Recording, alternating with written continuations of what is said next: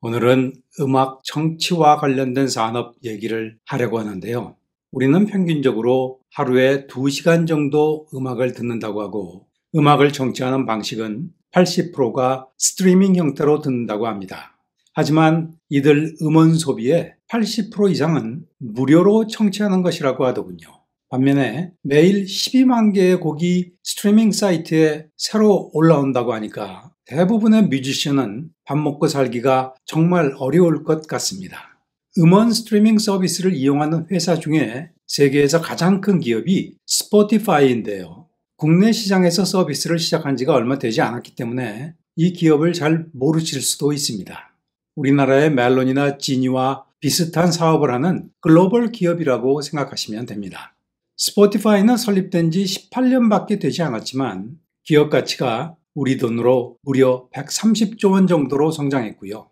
오디오 스트리밍 분야에서 세계 1위 기업이고 스웨덴 기업 중에 기업 가치가 가장 높은 회사이기도 하답니다.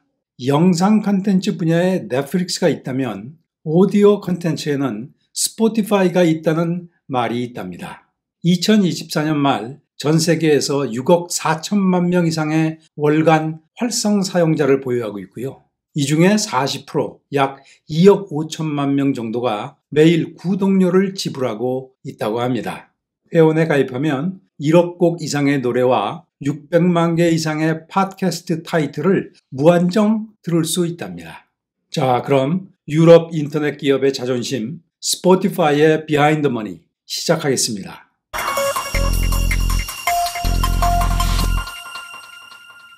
스포티파이 얘기를 하기 전에 일단 음반 불법 복제에 대한 옛날 얘기를 좀 해야 될 것 같은데요. 스포티파이는 바로 이 문제를 해결하기 위해서 설립된 기업이거든요. 음원 불법 복제는 대부분 한 번쯤 해본 경험이 있을 텐데요. 아주 오랜 동안 너무 많은 사람들이 해온 일이기 때문에 우리는 죄책감을 갖지도 않지요. 저도 대학 시절에 노래 카세트 테이프 불법 복사를 많이 해보았고 CD를 불법으로 구워보기도 했죠. 하지만 이 시절만 해도 꽤 많은 사람들이 정품의 카세트 테이프나 CD를 돈 주고 사기도 했기 때문에 뮤지션이나 레코드 회사가 그래도 먹고 살만 했답니다. 그러다가 1990년대 MP3라고 하는 오디오 기술이 개발되면서 음원 소비 방식이 완전히 바뀌게 되는데요. 간단히 말씀드리면 MP3 기술은 음향의 품질을 거의 유지하면서 디지털 오디오 파일 사이즈를 80-90% 이상 줄일 수 있는 획기적인 압축 기술인데요. 그런데 MP3 기술이 등장한 후에 인터넷을 통해서 불법적으로 음악 파일이 배포되는 일이 급속히 확산되게 된답니다.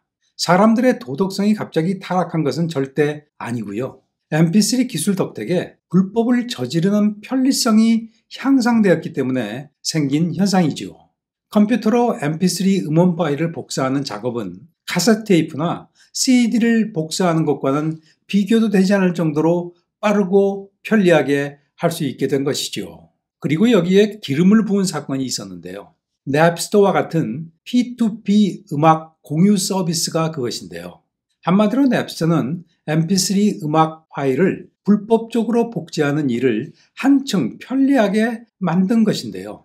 1999년 냅스터는 오픈하자마자 전 세계적으로 가장 인기 있는 인터넷 사이트가 되었답니다. 냅스터는 그야말로 음악을 공공재로 만들었죠.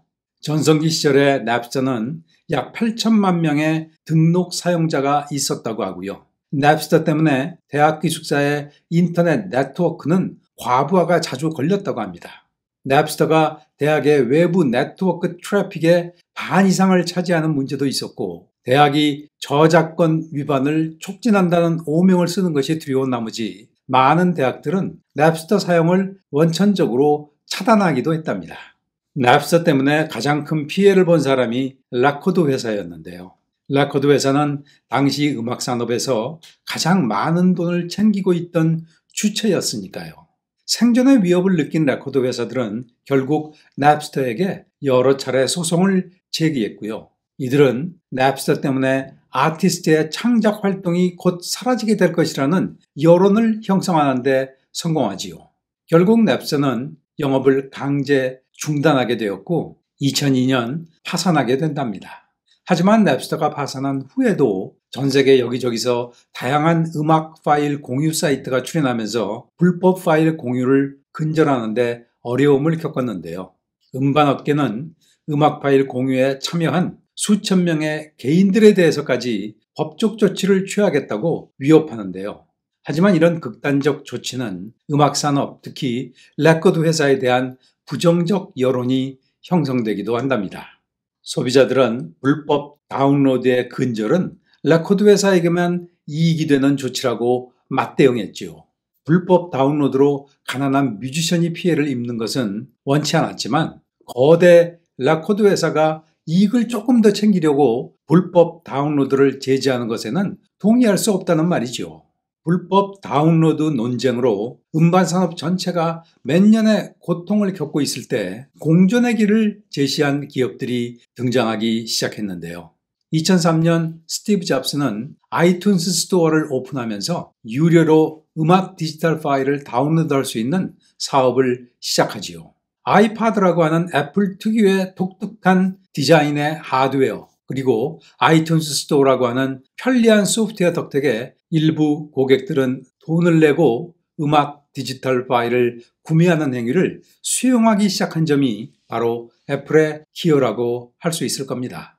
불법 다운로드 문제에 보다 합리적인 해결책을 제시한 사람이 스포티파이의 설립자 다니엘 에크인데요. 그는 스웨덴의 KTH라는 공과대학을 잠시 다니다가 중퇴하고 인터넷 현업에 뛰어든 청년인데요. 2006년 그의 나이 23살에 자신이 설립한 온라인 광고회사를 매각해서 은퇴할 수 있을 정도의 돈을 벌었지요. 그리고 바로 그해 그는 스포티파이를 창업한답니다. 그는 고등학교 시절에 냅스터 불법 파일 논쟁을 보고 스포티파이 설립을 꿈꿨다고 하는데요. 음원 파일의 불법 다운로드 문제는 절대로 법으로 해결할 수 없다고 그는 생각했다고 합니다. 이 문제를 근본적으로 해결하는 방법은 불법 다운로드보다 좋은 서비스를 제공하면서 음반 산업에게도 어느 정도 보상을 해줄 수 있는 방법을 찾아야 한다고 생각했죠. CD 한 장에 $10를 받는다면 소비자는 불법 다운로드를 고려할 수밖에 없다는 말이지요. 그렇게 탄생한 비즈니스 모델이 매월 $10의 구독료를 내고 무한정 음악을 들을 수 있는 구독형 스트리밍 서비스 사업, 즉 스포티파이가 탄생한 것이랍니다. 하지만 자신의 비즈니스 모델을 성공시키려면 대부분 음악의 소유권을 갖고 있던 글로벌 레코드 회사를 설득해야 했죠. 여기서 잠깐 음원 저작권에 대한 설명이 필요할 것 같은데요. 일단 카세트 테이프나 CD로 판매되는 음원의 경우를 말씀드리지요. 창작자는 곡을 만들고 레코드 회사는 그 곡을 녹음해서 녹음된 곡을 카세트 테이프나 CD에 담아 팔게 되는데요. 일반적으로 곡은 창작자의 재산이지만 레코드 회사에서 녹음된 오디오나 비디오는 음반 회사의 재산이랍니다. 그리고 소비자가 음반 회사가 판매하는 CD를 구매하는 순간 그 CD는 소비자의 소유가 되는 것이지요. 보통 창작자는 레코드 회사에서 자신의 곡을 녹음할 때 미래에 발생하는 CD 판매 이익의 분배 조건을 계약하게 되는데요. 창작자의 지명도나 레코드 회사의 마케팅 지원 정도 등에 따라서 분배 비율이 다르지만 보통 레코드 회사가 50%에서 90%를 가져간다고 합니다. 레코드 회사가 엄청 챙겨가는데도 불구하고 신인 창작자들은 유명 레코드 회사와의 계약에 목을 매지요. 레코드 회사가 음반 산업의 최대 권력자라는 말입니다. 스포티파이 얘기로 다시 돌아가죠. 레코드 회사의 협조 없이는 자신의 사업이 성공할 수 없음을 다니엘 에크는 일찍 깨달았지요. 내키지는 않았지만 그는 결국 레코드 회사에게 스포티파이 매출의 70%를 주기로 합의한답니다. 이익이 아니라 매출의 70%는 정말 큰 금액이죠. 나머지 30% 수익으로 스포티파이는 모든 비용을 충당해야 하죠. 그래서인지 스포티파이는 세계 1등 음원 스트리밍 기업이지만 아직도 이익을 내지 못하고 있답니다. 애플 뮤직이나 아마존 뮤직 같은 회사는 다른 사업에서 이익을 엄청 내고 있고 음원 스트리밍을 프리미엄 고객에 대한 일종의 부가 서비스로 생각하고 있기 때문에 별 문제가 없지만 스포티파이는 음원 스트리밍으로만 살아야 하기 때문에 얘기가 다르지요. 음원 콘텐츠의 소유권을 레코드 회사가 갖고 있고 스포티파이는 고객이 이 콘텐츠를 청취할 수 있도록 하는 플랫폼을 제공하는 것이니 70%가 공정하다고 할 수도 있지요. 고객이 광고를 듣는 경우 곡을 무료로 청취할 수도 있는데요. 이때는 스포티파이에게 광고 수입이 발생하지요. 당연히 광고 수입의 70% 역시 레코드 회사의 몫이랍니다. 오프라인 청취나 광고 없는 청취와 같은 추가 기능을 사용하려면 매달 10,000원 내외의 구독료를 지불해야 하는데요. 구독료 수입의 70% 역시 레코드 회사가 가져갑니다. CD 판매와는 달리 월 구독료의 스트리밍 방식의 경우에 레코드 회사별 배분 방식이 조금 복잡해지는데요. 간단히 설명하자면 스포티파이는 한 달 동안 스트리밍된 총 노래 중에 특정 아티스트의 스트리밍 수의 비율을 기준으로 로열티를 산정합니다. 총 수익의 70%를 각 레코드 회사에서 분배하고 나면 레코드 회사는 스포티파이의 아티스트별 스트리밍 건수와 함께 개별 계약에 따라 일정 금액을 각 아티스트에게 배분한답니다. 스포티파이와 레코드 회사의 몫을 차감한 몫이 아티스트에게 돌아가게 되는데요. 스포티파이에서 한 번 스트리밍 될 때마다 아티스트에게 평균 0.5센트 정도가 돌아간다고 하더군요. 정말 작은 금액이죠. 일부 뮤지션들은 스포티파이의 로열티 배분 방식에 격렬히 반대하지만 또 다른 뮤지션들은 스포티파이는 불법 복제와 싸울 수 있는 합법적인 옵션을 제공하고 있고 음악이 재생될 때마다 아티스트에게 보상을 제공하고 있기 때문에 비교적 공정한 방식이라고 칭찬한답니다.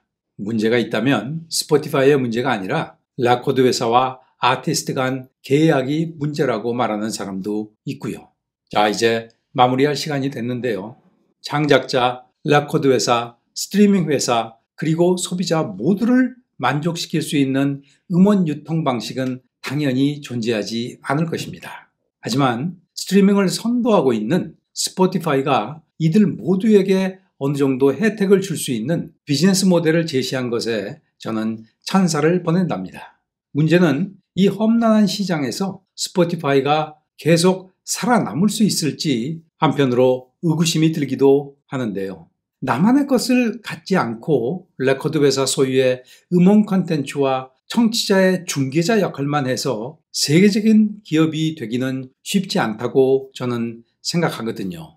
예컨대 애플 뮤직 같은 경쟁 스트리밍 업체에게 같은 음원을 들을 수 있는 것이 결정적인 약점이라는 말입니다. 제가 넷플릭스 영상에서 이 문제를 한번 지적한 기억이 나는데요. 넷플릭스가 오리지널 컨텐츠 제작에 올인하는 이유가 바로 여기에 있는 것이죠. 스포티파이도 최근 자신이 독점적으로 음원을 공급할 수 있는 방법으로 팟캐스트 사업에 많은 투자를 하고 있지만 아직까지 그 영향력은 그렇게 크지 않은 것 같습니다. 오늘 영상은 이만 마치겠습니다.